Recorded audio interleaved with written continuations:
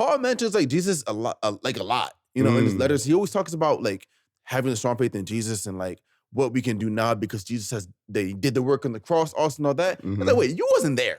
Yeah. You feel me? So what experiences are you holding on to other than the word of God? Because you're lie. I wonder if Paul was at Jesus' crucifixion. Type, right? Because he was killing Christians, so it would make a lot of sense for him to want to. That. You know what I'm saying? Like it would make sense because Paul was Roman, ain't he? Yeah. Yeah. So it makes sense that, and he was a purebred. He was a notable figure in Roman culture. Yeah.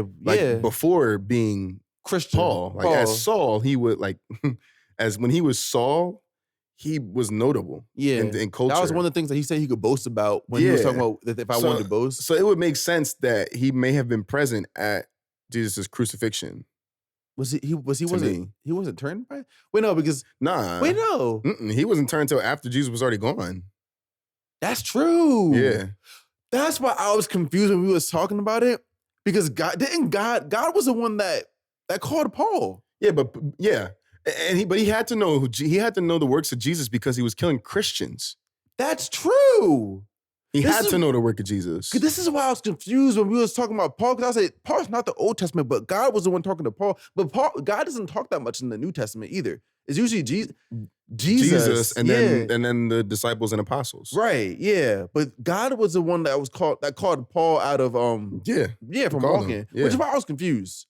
Yeah, no, it was not. It was God. Yeah. Mm-hmm. Okay, no. But it also kind of makes sense to me too why it was God and not like one of the apostles, because that was in the land where, like, think about it, bro. Paul is the Christian killer. He is. Why? And then think about the disciples. Which one of the disciples is going out there? No, Peter might. Peter, that's it. Like Peter and John. That's probably it. Yeah. Because the rest of the disciples, not saying they don't have faith, but Peter and John, their faith was in a different place. Right. It was just different. And so you think about like, even not even just saying like a thing about them being afraid, but God called them to ministry in specific places. Mm-hmm. So it makes sense that God would speak to Paul because there was probably limited ways for God to get to Paul through people. Okay. You feel me? Yeah.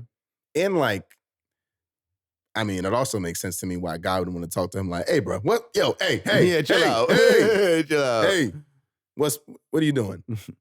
Stop that. Like I'll handle this one. Like, oh, boss, that guy Paul is at it again. Yeah. I got this one. Yeah. Like it makes sense why, of course, now all these reasons why I'm saying these things I'm saying, it makes sense to me. Speculation. Yeah. I'm not saying it's actually the reason, but something, I don't know. No, yeah. Yeah, it's just stuff to think about. Yeah. That's a good breakdown. That does make sense. Yeah, but yeah, that's what I was saying. Yeah, like what was he holding on to? But like wow, that's interesting. But even when you think about like Paul himself, like he was holding on. His whole ministry is holding on to one walk.